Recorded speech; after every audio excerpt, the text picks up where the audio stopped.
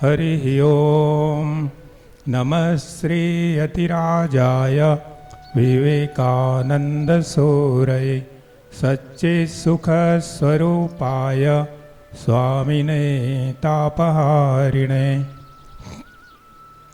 આજે બહુ આનંદનો દિવસ છે.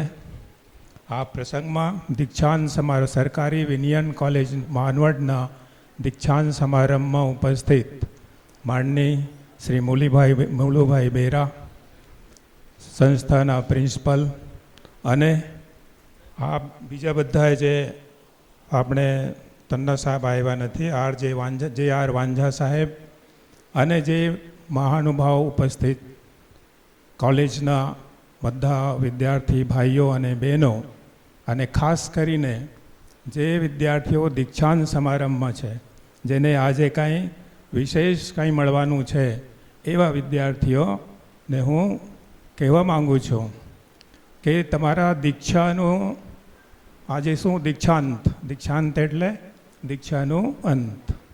એટલે તમારે જે સામાન્ય જે અધ્યયન છે, સામાન્ય જે ભણવાનું છે એ તો પૂરું થઈ ગયું. હવે તમારે જીવનના ભણવાનું ચાલુ થશે.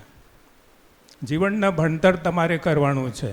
આ તો કોલેજનું ભણતર કર્યા, શાળા કોલેજમાં તમે ભણ્યા, સારા રિઝલ્ટ કર્યા, હમણાં કેટલાકને તમને પહેલા નંબર આવ્યા, ઘણું બધું તમે શીખ્યા છો, ઇનામો તમને મળ્યા, કોલેજમાં પ્રથમ આવ્યા, યુનિવર્સિટીમાં પ્રથમ આવ્યા, એવું બધું. હવે તમારે આ ભણતર તો પૂરું થયું, પણ હવે તમને જીવનના ભણતરમાં જવાનું છે.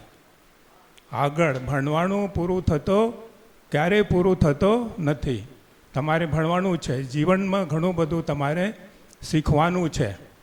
તો એ ક્યારે શીખશો, તમે કેવી રીતે શીખશો, એ તમારે વિચાર કરવાનું. તમારે જીવનમાં એક ધ્યેય પણ નક્કી કરવાનું છે.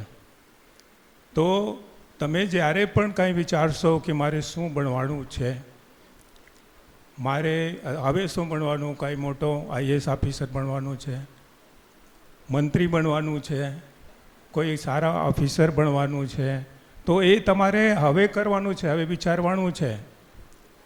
અને એ વિચાર એ ક્યારે કરશો? અત્યારે. તમારે આ દીક્ષા પૂરું થવા આવ્યા છે, પૂરું થઈ ગયું છે, તમે વિચાર કરશો કે મારે શું ભણવાનું છે. હવે ફક્ત તમે વિચાર કરતા રહેશો, મારે આઈએએસ ભણવાનું છે, આઈએએસ ભણવાનું છે, આઈએએસ ભણવા તો થઈ જશે. મારે કલેક્ટર બનવાનું છે, કલેક્ટર બનવાનું છે, તો થઈ જશે? નહીં થાય. એ જે વિચાર તમે કર્યા એ તમે કર્મમાં કરવાનું છે, કર્મ કરવાનું છે. એના માટે શું એ સાચી દિશામાં જે તમે કર્મ કરશો, તમારે કલેક્ટર બનવા માટે જે કંઈ કરવાનું છે, જે સંઘર્ષ કરવાનું છે, હવે તમારા જીવનમાં ઘણું બધું સંઘર્ષ આવવાના છે. એ સંઘર્ષને તમારે પાર કરવાનું છે. તો તમારે આઈએએસ બનવા માટે, એવા કલેક્ટર બનવા માટે, એવા મંત્રી બનવા માટે જે સંઘર્ષ છે, એ વિચાર કરીને તમે કર્મમાં તમારે પરિણત કરવાનું છે. દરરોજ એ તમારે કર્મ કરવાનું છે. સાચી દિશામાં, ખોટા દિશામાં તમે આખો દિવસ કર્મ કર્યા તો કંઈ નહીં થાય. સાચી દિશામાં કરવાનું છે.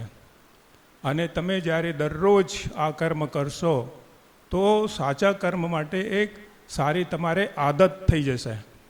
સારા કર્મ કરવાનું, સારી દિશામાં જવાનું માટે તમારે દરરોજ આદત થઈ જશે. એક નોકર હતા, એ પોતાના માલિકના કામ કરતા, ઘરના કામ કરતા, એના ખુરશીના સાફ કરતા, જે એના સોફા સેટ હતા એ સાફ કરતા, જે સોફામાં માલિક બેસતા, જે ખુરશીમાં માલિક બેસતા, એ ખુરશીને એ નોકર સાફ કરતા, દરરોજ ઘસીને સાફ કરતા. બીજા નોકરે કહેતા, અરે તું દરરોજ આ ઘસીને શું કામ કરે છે, થોડું કપડાં માળી દે, ઝાડુ ઓલો જે ધૂળ જમ્યા છે ઝાટકી દે, ધૂળ ખંખેરી દે, બસ થઈ જશે.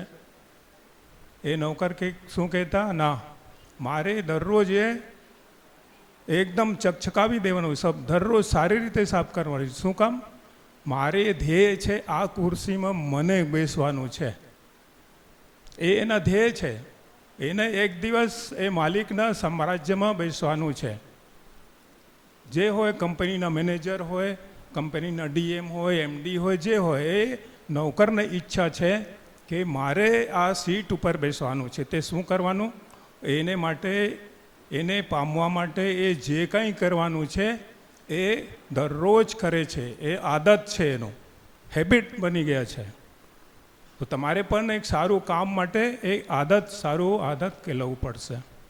હવે જ્યારે તમે સારું આદત બનાવશો તો એ તમારા ચારિત્ર્યમાં આવશે. તમારા જીવનમાં સૌથી વધારે જે મહત્વપૂર્ણ છે એ ચારિત્ર્યનો છે. સ્વામી વિવેકાનંદ કહે છે, મને ચારિત્ર્યવાન યુવાનોની જરૂર છે. એવા યુવાનો, એવા ચારિત્ર્યવાન જે પોતાના આત્મવિશ્વાસથી, જે પોતાના દૃઢ નિષ્ઠાથી એમ કહે કે હું પર્વતને ચકનાચૂર કરી દઈશ. એના સંબોધન માત્રથી, એના ઈચ્છા માત્રથી પર્વત ચકનાચૂર થઈ જશે. જે યુવાનો કહે કે હું સાગરને સૂકવી દઈશ અને સાગર સુકાઈ જશે, તો એવા યુવાનોની, એવા ચારિત્ર્યવાન યુવાનોની આપણે સમાજને, આપણે દેશને જરૂર છે. તો એ બધું તમારે કરવાનું છે. તો સારું આદત કરીને તમારે સારા ચારિત્ર બનવાનું છે. બરાબર છે? હવે એ તમારે જ્યારે સારું ચારિત્ર બનશે, સમાજમાં આજે ચારિત્રવાન માણસોની જરૂર છે. એ કોણ બનાવશે? હું પહેલાં બનશું ચારિત્રવાન. હું પહેલાં બનશું, પછી મારા ઘરમાં ચારિત્રવાન પુરુષો બનશે.